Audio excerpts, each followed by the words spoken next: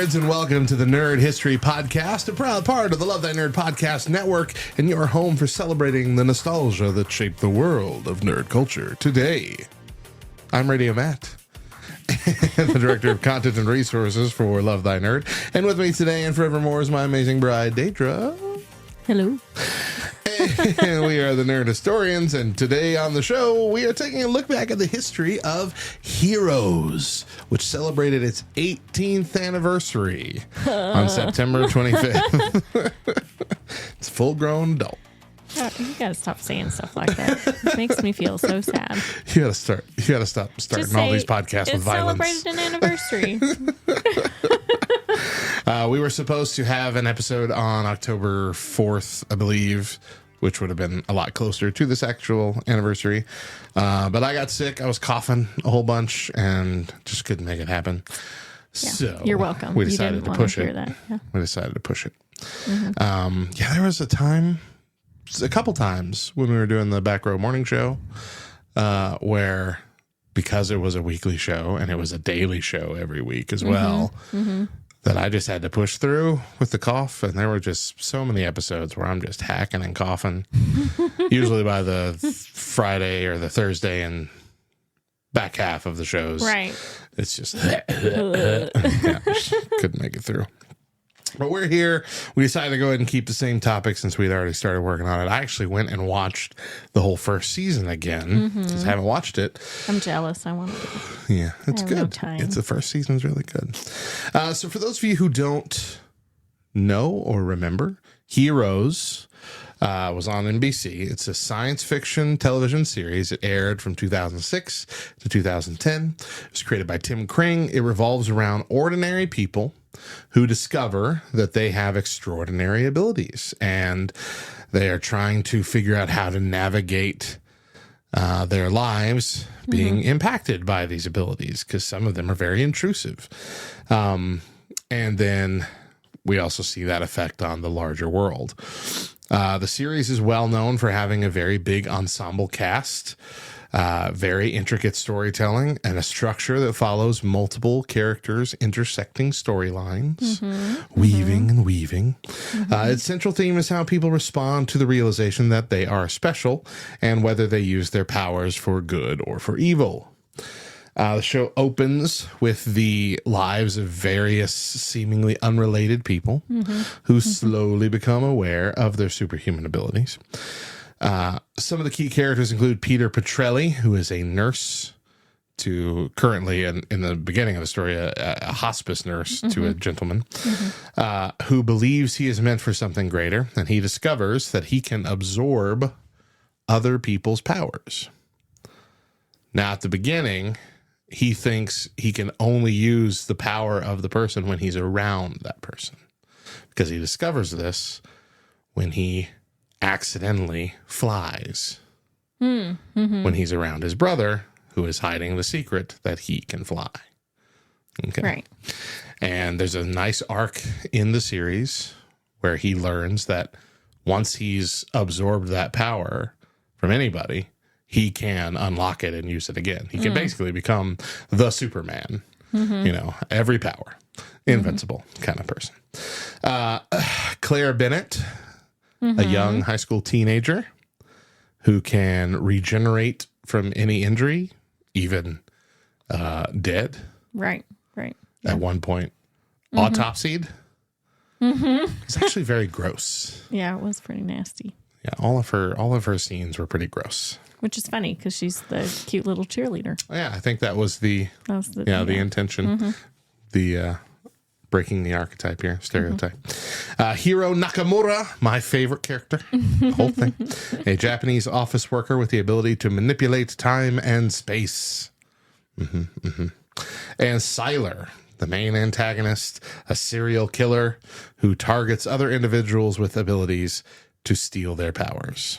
One of the show's biggest strengths is the focus on how these characters deal with the discoveries of their abilities in their personal lives. Claire is struggling with her being different and hiding her ability to heal for fear that it will alienate her from her family and friends. What about the lady?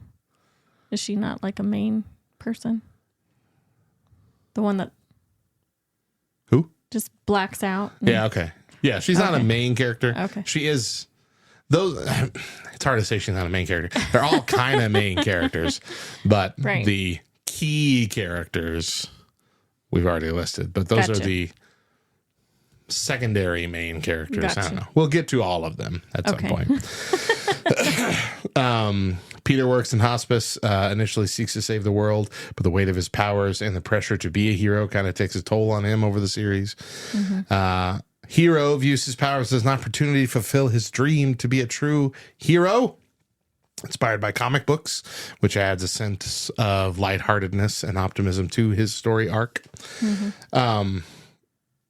It's heavily influenced by comic book tropes, heroes, villains, moral dilemmas.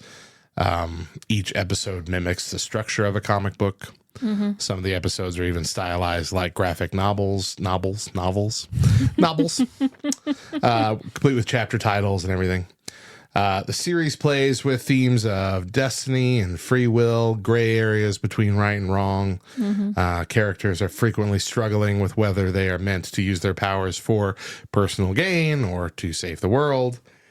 It introduces an overarching mystery about a company known as the Company that monitors and sometimes controls people with abilities. This introduces a conspiracy element to the series, as the Company has its own hidden agenda, which contrasts with the more personal struggles of the individual characters, including the man known at the beginning only as Horn-rimmed glasses. HRG, horn-rimmed glasses.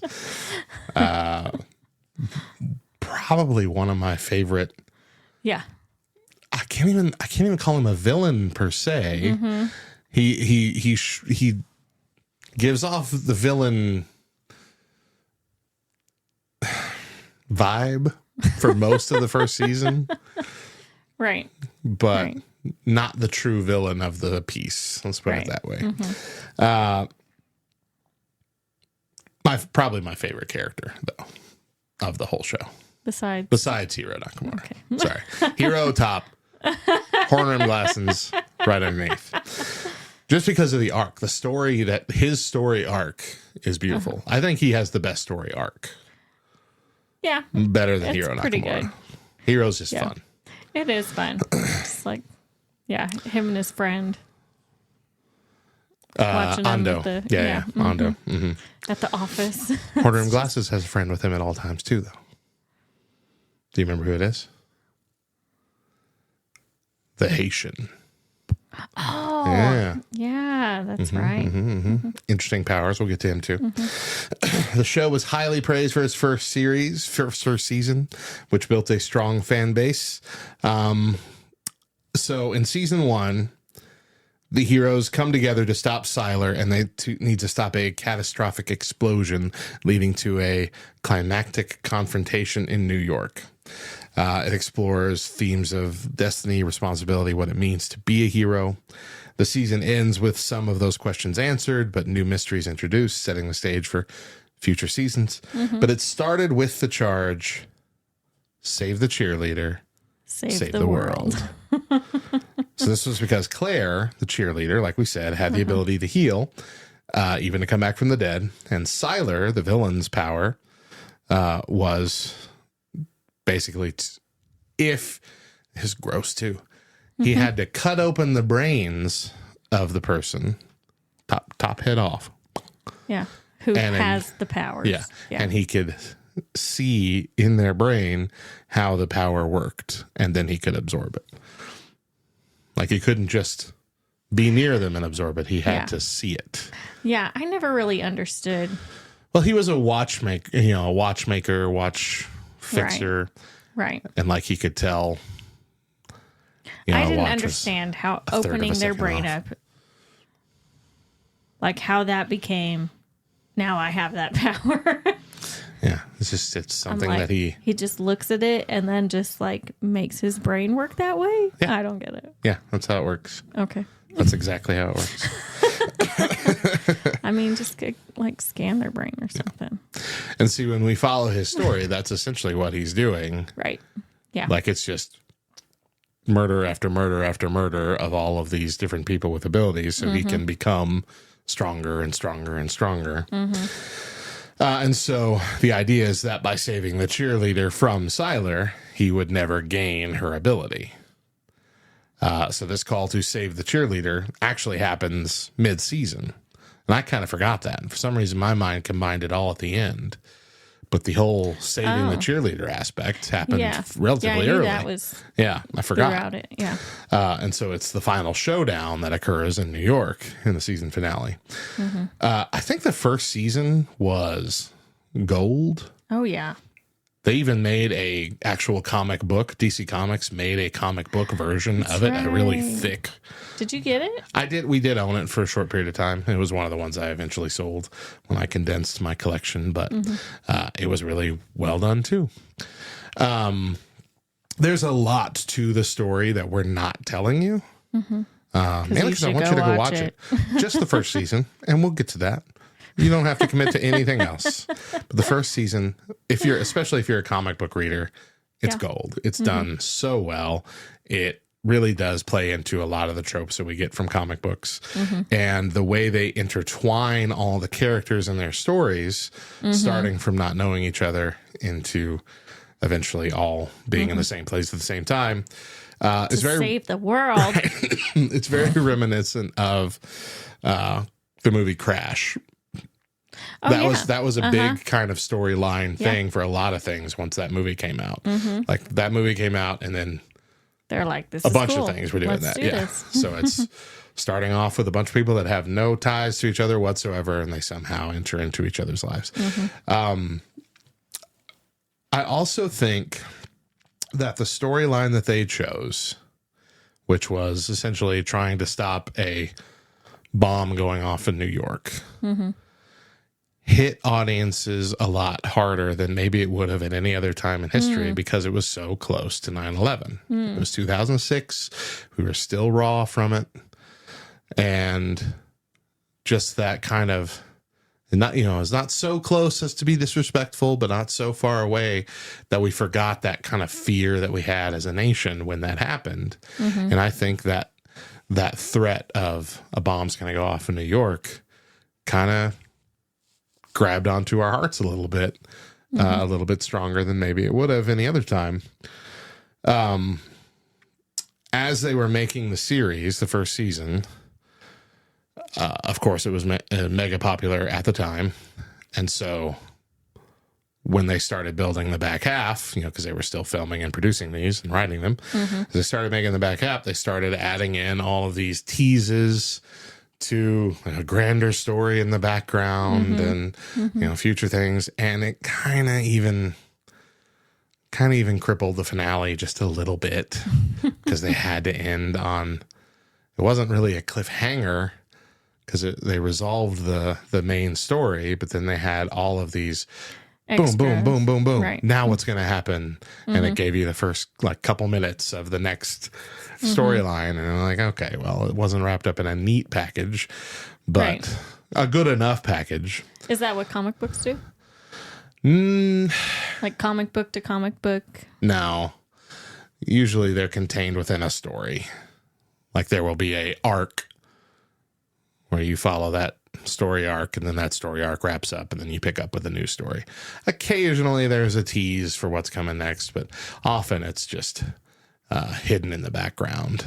An Easter egg, as it were. I remember reading, I think it was Booster Gold, when they were first coming out after, not when they were first coming out, but when they were coming out again after the 52 series, where he was teamed up with Rip Hunter, who was the time traveler. You might remember Rip Hunter from Legends of Tomorrow, the time traveler guy, the guy from Doctor Who. So. Rory from Doctor Who was playing him. Yeah. And so I think I remember when you were getting that comic. Yeah. When we were in Albuquerque. And what they would do in that is every issue you'd look on Rip Hunter's chalkboard that he has, and he's just got all these random notes, but they'd be all little teases for stuff coming up both in that comic book and in like a bigger crisis coming later. Basically, all of the things that they're working on that are going to come out a year from now, they would give little teases and little notes. That's cool. It was really neat to then go back and look at them and say, oh, see, they were telling about that and that and that. Some never even, had any tie to this comic book whatsoever. It was happening in other comic books, but it was really cool. That's cool. But that's not a common thing, at least in the comic books that I read or have read. Usually it's contained within a story. But TV shows, it is a common thing because you want them to come back. You don't want them to feel like, okay, and the story's over. You want them to be like, oh, there's more. So you come back. Right. And so I guess let's talk about it. In season 2 of Heroes, the characters deal with the aftermath of the explosion in New York. And it picks up 4 months later. And the explosion in New York also kind of revealed to the world themselves, right? Didn't it? Not really, no. So the way that ended was Peter Petrelli wound up. Oh, that's right. Yeah. And so Nathan flew him off into the sky. So the explosion didn't actually hit New York. It was above New York. But it terrified everybody. Right. But it didn't make everybody aware of them. Well, the guy that could fly, he got exposed, right? Eventually. I don't think it was original. Like when he grabbed him and took off, I thought it was like everyone saw and like. Well, there weren't like big build. I don't believe there was this huge crowd around them. I think it was just the heroes around them at the climax. I might be if I'm remembering correctly. Misremembering when he did that. But I know there was a time when he was like addressing the press and then he took off flying. And yes, that's when that happens in season 2, I believe. Okay. And the reason, look, there's a reason why it's hard to remember. Starting with season 2, things get so unbelievably complicated and convoluted. So in season 2, the characters are dealing with that aftermath. New heroes are emerging, but a deadly virus called the Shanti virus is appearing and threatening humanity. Various factions are attempting to control or stop the virus. Heroes race against time to prevent a global catastrophe. The pacing at the beginning of the season was much slower compared to the intense first season. Many of the episodes feel like they dragged out.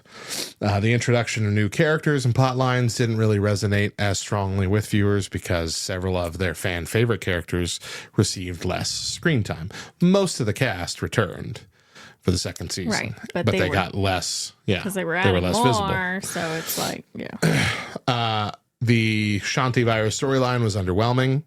Failed to build the same stakes or excitement as a New York explosion. But I think the nail in the coffin for it was the writer's strike. Mm-hmm. So in the middle, or actually almost towards the end of the season, but it was single-digit episodes in of filming and writing, the 2007-2008 writer's strike occurred. If you remember that, you'll recall that most active television shows had a very shortened season that year because of the strike.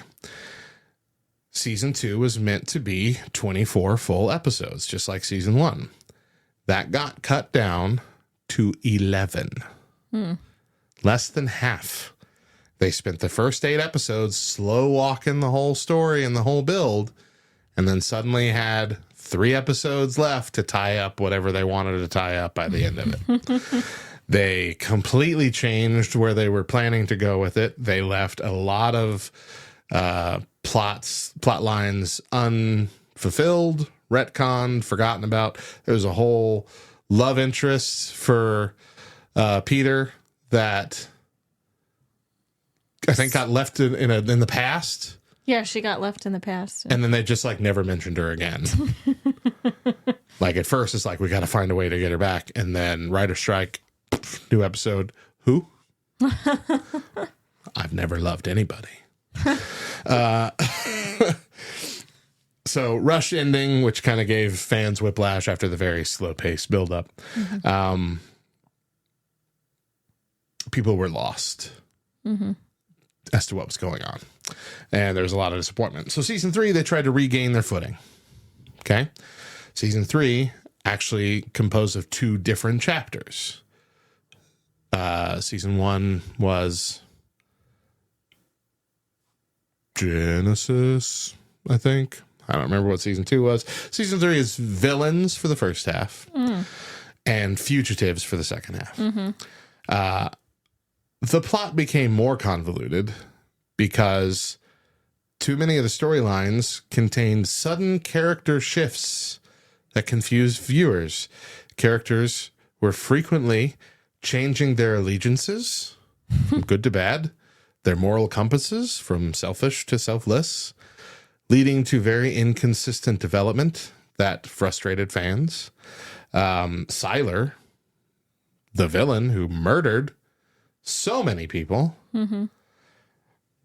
transitions to a good guy. And then to a bad guy again. And then a good guy again. You can't tell which side he's on, but nobody wants him to be a good guy because he's a mass murderer, a serial killer. And so that always felt... he played the bad guy so good. Well, that's the reason why they kept him around. This was Zachary Quinto, who, big name, big breakout star, played Spock in the new Kelvin timeline Trek movies. Did he do that before Heroes or after? I don't remember. I thought it was they were after. about the same time, I feel like. But anyway, he was a big name and he did so well that they couldn't let him go. Like, well, even though we stabbed him and apparently killed him because he doesn't have a healing factor. Right. It was supposed to kill him. Yeah. And then at the end of idea. season 1, he slinked off into a sewer grate. Somehow, unnoticed by everybody. Anyway, so that was weird. It was supposed to make you wonder if all the heroes were truly heroes or if they were really villains in disguise. And again, even though they tried to humanize Skylar, it just didn't change that he was supposed to be a monster, and that's what fans wanted him to be. I think at one point they find out that he's related to the Petrellis, like their brother, but then I don't know if that's actually true. Like, Yeah, it's I don't all this remember that. pointless, all these pointless reveals that just muddle the beautiful story from season 1. He doesn't have to be related to the Petrellis. And also, we go back into history to like the 50s, 60s, I don't know, when all of the parents and the old people, Oh, yeah. they all have powers and they're all doing these things. But And the they whole all point know of each other. Yeah, but the point of season 1 was that like that was the moment of like the new evolution step. But no, that happened 40 years ago. We just all missed it. That's what I'm talking about. Now, look, comic books do this too. But comic books have the luxury of running every week for 50 years. They aren't all going to be winners. This is a singular show that tried to make itself do all of the weird comic book stuff, and it just didn't work by the end. Speaking of the end, let's talk about season 4. I actually didn't horribly hate season 4 because they at least did something that was a little new. The main storyline revolved around a carnival of powered individuals led by a man named Samuel Sullivan. The only other role I saw this man in was that Prison Break. weird dude in Prison Break, the gross man, where everyone was holding his pocket. Felt, Let's not talk about that. but that kind of felt disconnected from the core themes of the series and the core characters. It was almost like a secondary storyline for the whole series, for the whole season. And the carnival plot just kind of lacked high stakes. Samuel was a weaker villain than Sylar was. He was creepy, and it was different, but the pacing issues persisted. Many of the episodes felt slow or meandering. And again, there were unresolved plot lines and consistent character arcs. They did the thing that TV studios do. They're testing stuff out live. And if they start a storyline and people aren't immediately feeling it, they just abandon it and hope we don't remember. It's like back... I want to know who they're talking to about the storylines. Old people. It's like... Who's responding to these surveys there about TV? There was this mentality before, there were streaming services and before they were putting TV shows on DVDs. Putting TV shows on DVDs, that was the big change, right? Before that started happening, you couldn't go and fact check all these shows unless you were recording religiously every episode. Like if there were some inconsistencies, big whoop. Right. You watched it a week ago at this and point. Then it was gone. Right. Right. And so once we started coming out with DVDs, studios needed to start realizing, okay, well, we have to keep like a canon Bible here. Right. Of what's happening, what has to happen. We need to wrap up things. Even if we introduce something and it's not popular, we at least need to tie a bow on it somewhere. It can be quick, fast. It can be a throwaway line, something to acknowledge the fact that that's no longer an open plot line. We can't just forget the girl in the past. Sorry. I'm so sorry. Right? Just find out that she got married and had kids or whatever in 1950 and then be like, okay, well, I'm not going to go back and change that now. She's something like that. The start of all the powers. Right. Anything. She's like, Eve. Because I think it was way in the past, wasn't it? Yeah, I don't remember. It was a long time ago. I tried to start watching season 2. I got halfway through the first episode. I'm like, I can't do this to myself. I'm no longer a depressed person. I can't put myself through this. But don't get us wrong. You need to watch season 1. Season 1, 100%. Season 1 is a must. Anyway, ultimately, season 1 was the only one that fans truly enjoyed. Season 2 just killed the momentum, and they never quite got the magic back. Unfortunately, because of the cliffhangers of season 1's finale, like we said, it kind of hurts at the very end because you just know that you're not going to get a satisfying answer to the cliffhangers, but it is worth at least one watch. But then they tried to revive it. Heroes Reborn came out in 2015, and it was slated as a limited series with only 13 episodes. And unfortunately, the shorter episode order is likely what killed the series before it even took off. Starting with mostly new characters, just a few returning characters, mostly in cameo bit roles. They were once again racing against time to stop an apocalyptic event, just like the first season. But the characters were not given enough time to endear themselves to the audience like they did in season 1. The plot wasn't allowed to loom over the characters or the audience for a long enough time to make it feel like, oh my gosh, are they going to pull this off? The storylines were just as convoluted, but there was not enough time to explore them. So ultimately, the 13 episodes felt way too rushed. Fans didn't have enough time to care about the characters or the stakes. Heroes truly is a tale of how lightning doesn't strike twice. The concept and the initial execution was phenomenal, but the series was a one-hit wonder. It'd be like trying to do 24 in only 12 hours. They would never do that.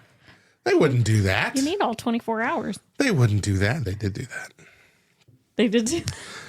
And it was the exact same situation, too. It was a limited series return with a new lead. Do you remember? It was 24 Legacy. Apparently, I didn't even we didn't give watch it the time of day. We didn't watch it, and neither did anyone else. 24 was an interesting... That's a good show. Interesting show. How did they pull off 8 seasons of that and a movie? Yeah. I mean, because it was really intense.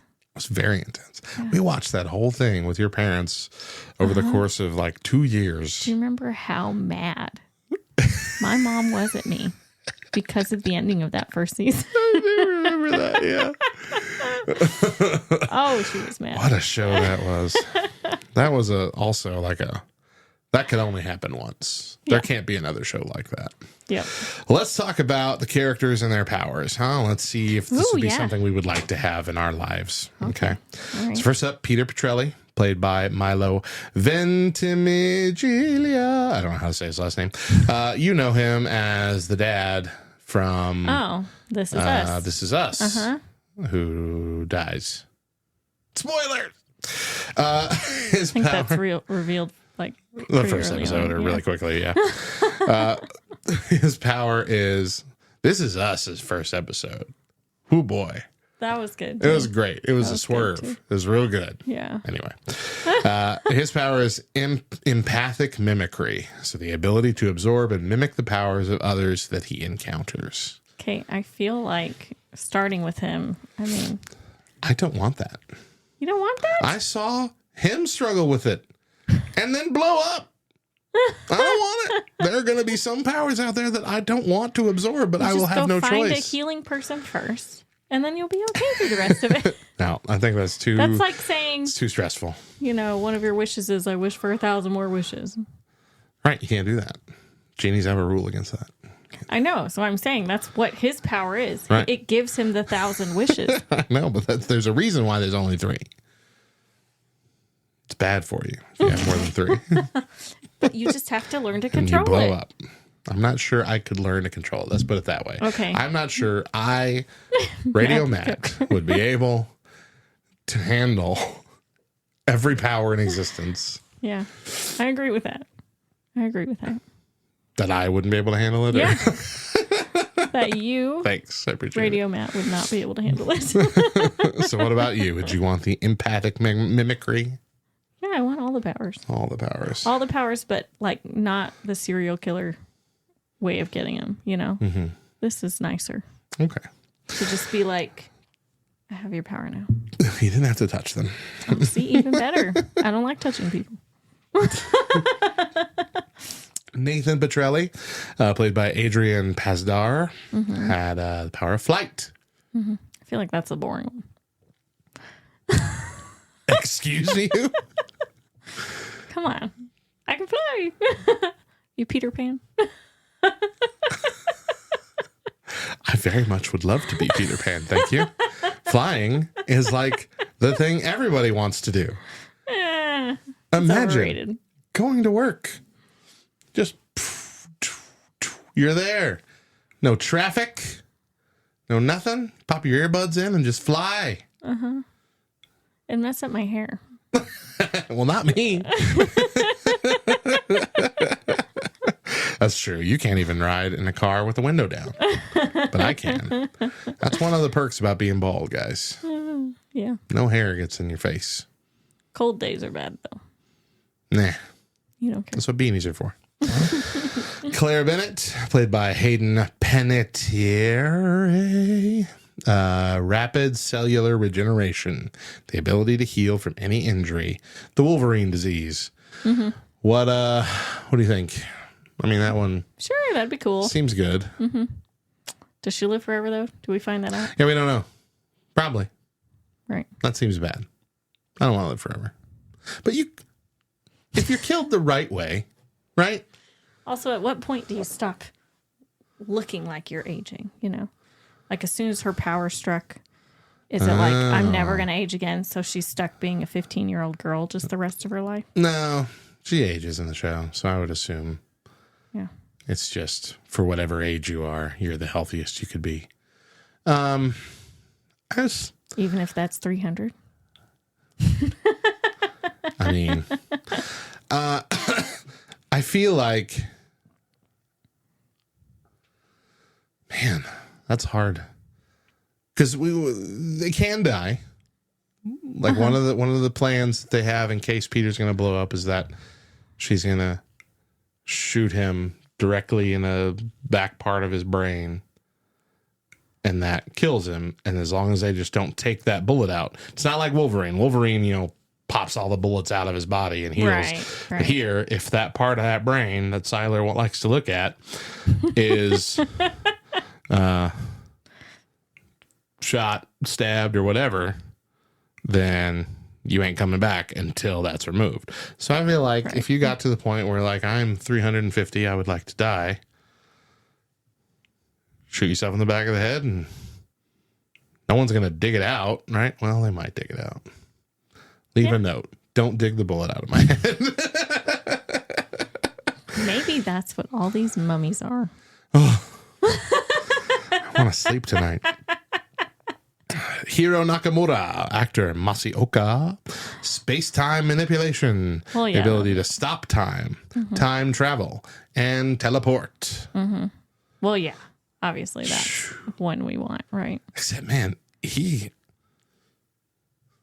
ends up going to like feudal Japan. He's most of the stuff he does is by accident. Yeah. That's kind of terrifying. Like the butterfly effect thing. Yeah, and he goes through periods of time where he like loses his mojo and can't get it to work. I'm like, I don't know. I'm afraid I would send myself back to the 20s and then I wouldn't even be able to prove I was from the future. And so I just have to live in the 20s and get a disease. Well, I don't have any antibodies for anything that was around in the 20s. Oh, my God. That's the main thing that's going to kill you if you ever time travel. You don't have any antibodies to anything that's in space. The new cold of 2040 will kill you today if you just zip over there. Gotcha. COVID-2 is going to get you. Santiago Cabrera has precognition, so he was the artist. I just remembered him. Yeah. As you were That's how they talking knew about about powers. where the cheerleader was going to explosion. be. And the explosion Right. in New York. And yeah. But like they build like a comic page to show where the cheerleader was going to be to figure out where to go to save her, which is really cool. But yeah, he has precognition, the ability to paint the future, usually while under the influence of drugs. Yeah.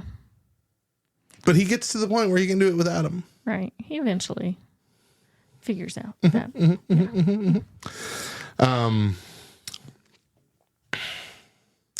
I don't know. I don't think I'd want that. Seeing the future. Yeah. Just painting it. I don't know if y'all heard my gut just rumble, but I'm hungry apparently. Yeah. Painting it. Well, he didn't even realize he was also drawing it in his comic books. Oh, that's Because true. he showed Hiro forgot about that fun Nakamura's thing. entire story. Yeah. And that's how they knew where to go. And got the about that. Nissan Versa. Product placement. But yeah, it's terrifying. That the idea of knowing the future is terrifying to me. Yeah. Especially if it's a terrifying future. Right. Right. And like, what am I supposed to do about it? Right. You know? Matt Parkman, played by Greg Grunberg, had the power of telepathy, the ability to hear others' thoughts. I also don't want that power for the exact reasons that his life went off the rails Right. because he started using it.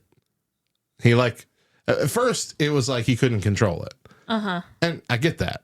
But when he started to be able to control it, he started using it too much, learned too many things he shouldn't have learned. At least not that way. And lost everything, I think, by season 2. Right. Yeah.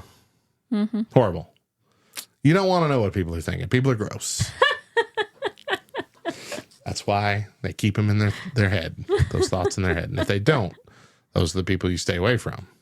But everybody has whacked out thoughts. My stomach. Shut up. I thought I was hearing your thoughts for a second. That's all my thoughts are. Just long gurgles. Me hungry. Would you like to have telepathy? Nah. Okay.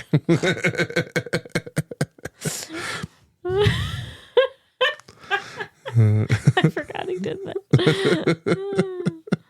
Like, did you need to do that? D.L. Hawkins, played by Leonard Roberts. He had the ability to phase through solid objects. Mm-hmm. Guy from Drumline. Oh, yeah. The other guy, the not Nick Cannon guy. Mm-hmm. The mean guy, right? At the beginning. Yeah. But he became an ally. Toward the end, right? Mm-hmm. Anyway, he could phase. Antagonist. Would you like to phase? No. What if he gets stuck? He never got stuck. Yeah. What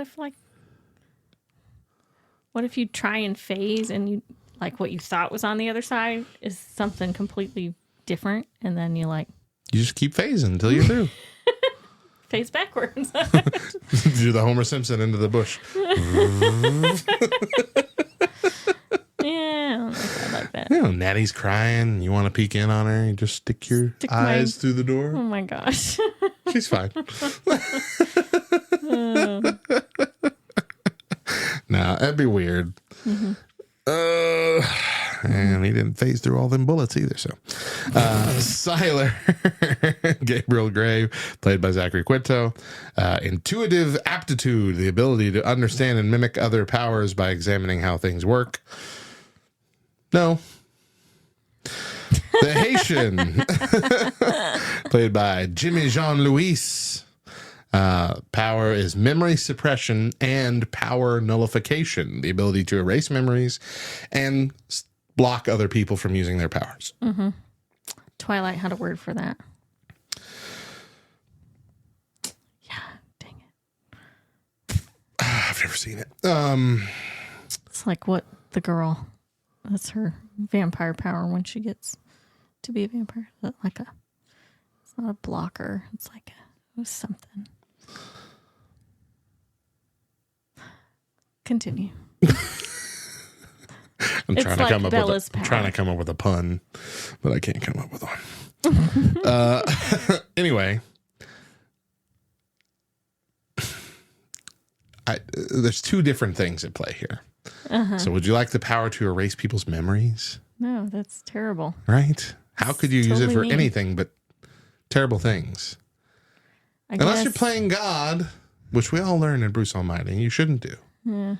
Like you want to erase a bad memory that somebody has. Right. Be like, what if that bad memory is the catalyst for what makes them do something really awesome in the future? Mm-hmm. Mm-hmm. Messing with people's minds. To get some paintings this beautiful, sometimes you got to use dark colors. Thank you, Morgan Freeman. So yeah, not that. What about blocking other powers? So again, in this situation, we'd have to live in a world where a bunch of people have powers. Right. Mm-hmm. It was very handy in the show. You have it. It's very handy in the show. It was, yeah. Mm-hmm. It wasn't a MacGuffin or whatever that just like popped up. A shield. See? That's what it was called. You're a shield. Yeah. I don't know. Like it was used really well in the first season. No, I'm doubting it. But okay. A shield. But yeah, again, I don't know. How would you know? Yeah. What if you need that person's help? But they can't use their powers around you because it didn't seem like he had control of it. Okay, that's just what like I was if he's in the room, they ain't doing it. Okay. Did that happen too? Like where he needed someone's powers and I don't think he was ever in need, at least in the first season. I don't remember if it happened in any of the following seasons. But in the first season, I don't recall a situation where like he was hindering something that needed to happen or he needed help. It was more like he eventually started helping other people when he wasn't being used by the horn-rimmed glasses man. Mm-hmm. Ted Sprague, played by Matthew John Armstrong. He was radiation manipulation, the ability to emit and control radiation. He was the nuclear man, the people that they thought was going to be the one to blow up New York. But he eventually was able to start controlling it. So he could start fire. He could just burn bright instead of hot. So he could do like light-based powers that didn't hurt or send out radiation. Like, it's pretty neat by the end. But I wouldn't want that. Too powerful. Too dangerous. Terrifying. Terrifying. Eden McCain, actor Nora Zehetner. She had the power of persuasion, the ability to make people obey verbal commands. I'd like that with the kids. I know, but at the same time, it's like you're controlling them, you know, like they're characters in a video game. Did you not know that that's like what a mother would like, to control her children? Right, but that would make you a horrible person. Yeah. Yes, mother. Yeah, you're controlling. We'll clean our rooms, mother. Just at Thank least you, mother. get my daughter to come to me so I can get her dressed. That's all I want. Quit hitting the sign. Sorry. Jeez. Charlie Andrews, played by Jayma Mays. She has enhanced memory, the ability to remember everything she ever reads or learns, which is also known as an eidetic memory, which is a real thing. It's not a superpower. But something I'd love to have. That'd be nice. That's something people can have. A lot of people do have. I'm remembering 2 characters from TV that have eidetic memories. Sheldon and Sandra from Superstore. Oh, that's right. But anyway, it's fun. I would like to be able to just memorize. Like she was showing like she was learning Mandarin like that. Just like that. Like she was reading a book and learned Mandarin. Like it's really cool. Really cool stuff. I'd like to do that. I don't know if that's how eidetic memory works. Right. I'm like, I don't know all the if way that powerfully. people can like actually do that who have it. Yeah. Right. But still, it's got to be close, right? Claude Rains, played by Christopher Eccleston, which was the 9th Doctor, Doctor Who. Power of invisibility. He's in there for a good arc of the first season, and he's basically the guy that trains Peter to utilize the powers as needed to awaken them. And they're discovered because he's walking around invisible, stealing stuff, food and whatever. And Peter is like chasing him down, saying, "Hey, stop doing that." And Claude turns around and says, "How can you see me? Nobody sees me." And like starts punching him. And so Peter has to wear him down to get him to train him. And then, yeah, it's pretty good. It's pretty good. And then his backstory was really cool, which we find out later. But I think that's my second favorite Christopher Eccleston role. Oh, no, okay. Christopher Eccleston role. No, I would not want to be able to be invisible. Anybody who wants to be invisible is a pervert. Tell me I'm wrong. Tell me I'm wrong. They're a pervert or a criminal. There's no good reason. Why else would you need it? That's Right. true. No To good be reason. Snoopy. Yeah. Right. Right. Like if you're on SEAL Team 6 and you need to sneak up behind Bin Laden, sure. But any other usage? Nah. Sorry. You can go be a spy. Be a spy.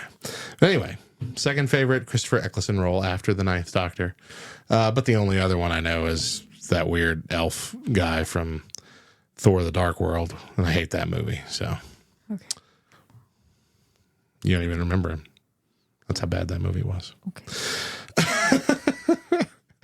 Candace Wilmer, actor Missy Peregrine, had illusion casting, the ability to create realistic illusions. Basically, she changed into other people and tricked people. I feel like I missed one. You missed the lady. That would black out. I did. Are they not here? Wow. Oh, I just skipped a whole bunch by accident. Jeez, man. Skip 2. Okay. Anyway, we'll go back to her. We'll start with this one, though. Illusion casting. Look like other people. It's like Mystique. Yeah. I don't think... Well... No. Yeah, I think it's exactly like Mystique. I was about to say I don't think like she could be touched and it would be like you were touching the illusion person. Gotcha. But I don't think that's the case because I think her main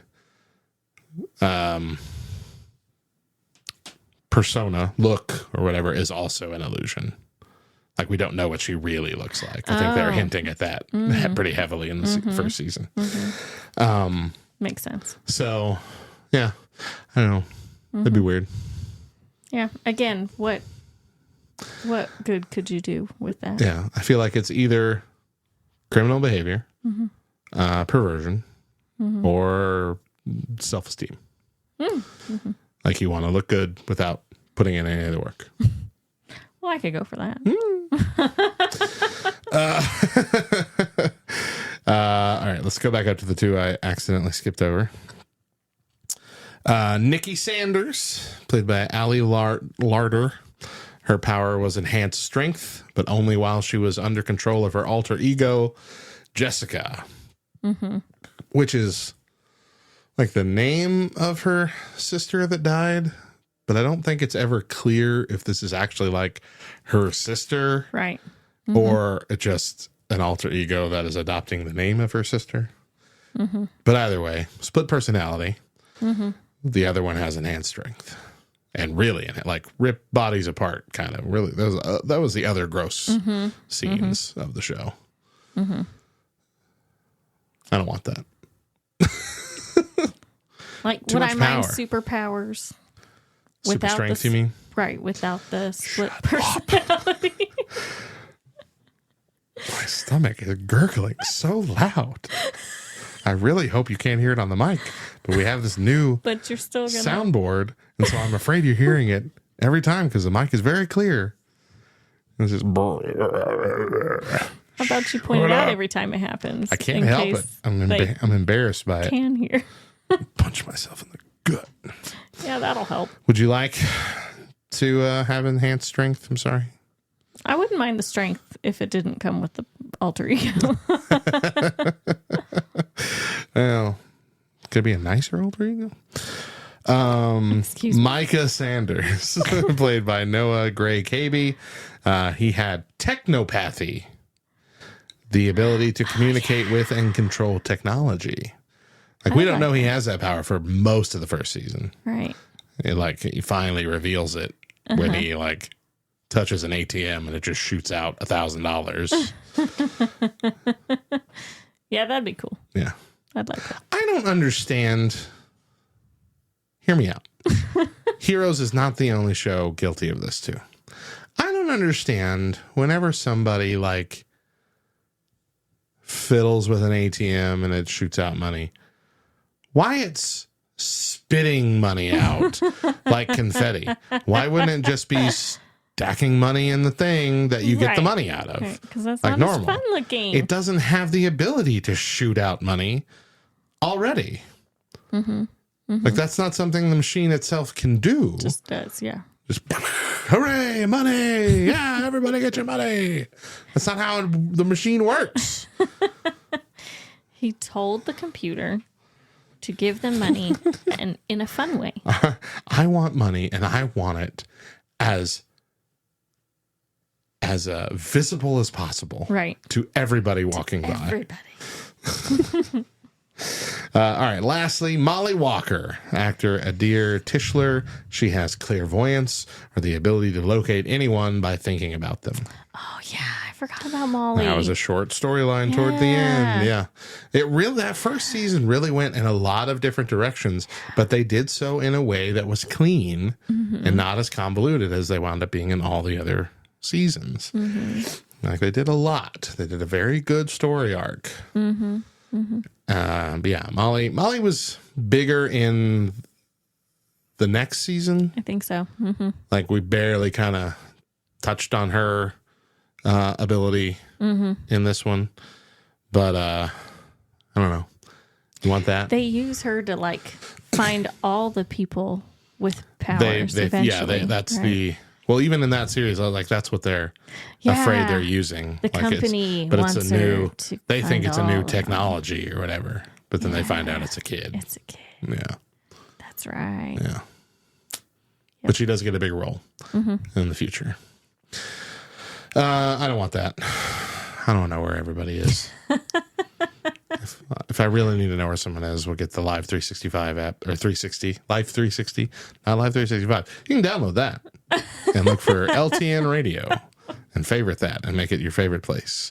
Also, starting November 1st, LTN Radio's Christmas channel will be available exclusively on the Live 365 app for you to favorite and listen to the best Christmas Christian rock, rap, pop, and indie 24/7 for 2 months.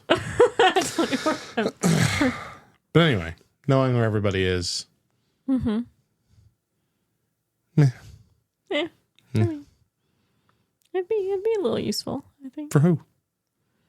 I don't know. Give me an example.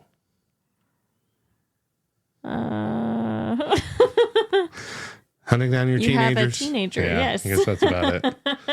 That's what the Live Just more- 360 app is Yeah, for. that's what that's for. I don't know, man.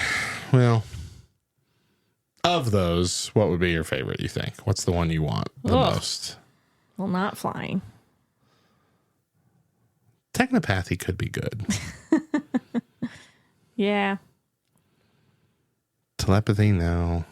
Precognition, no. Space-time manipulation, scary. Fun, scary. I feel like I'd spend my whole life zip-zapping into the future and the past. Mm-hmm. And then when I come back to where I'm supposed to be, I've aged like 30 years. And so I'm going to die my normal life, normal timeline way sooner. None of these are great. They all come back with pretty heavy. You got to take the good with the bad. Pretty heavy downsides. I would say the healing one. How about that? Yeah, I guess that's the best one. Especially, I mean, we don't really see if it works on sicknesses Right. or whatnot, but I would assume it would. Just, Why wouldn't it? yeah, keep you from dying too early. As long as you can die at some point. I think that's probably the best one. Right. All right. We're in agreement. Good. Subscribe to the Nerd History Podcast via our brand new YouTube channel, youtube.com/@NerdHistoryLTN. Also on Spotify, Apple Podcasts, etc. Find us on lovethynerd.com/NerdHistoryPod. We also have our daily Today in Nerd History video short and article that comes out every day on the front page of lovethynerd.com. With photos, nerdy facts, all kinds of goodies. We should be back with a new episode in 2 weeks with a topic I wouldn't normally touch with a 29.5 foot pole. But until then, I'm Radio Matt. And I'm Deidra. And remember, in the past, present, and future, Jesus loves you, nerds.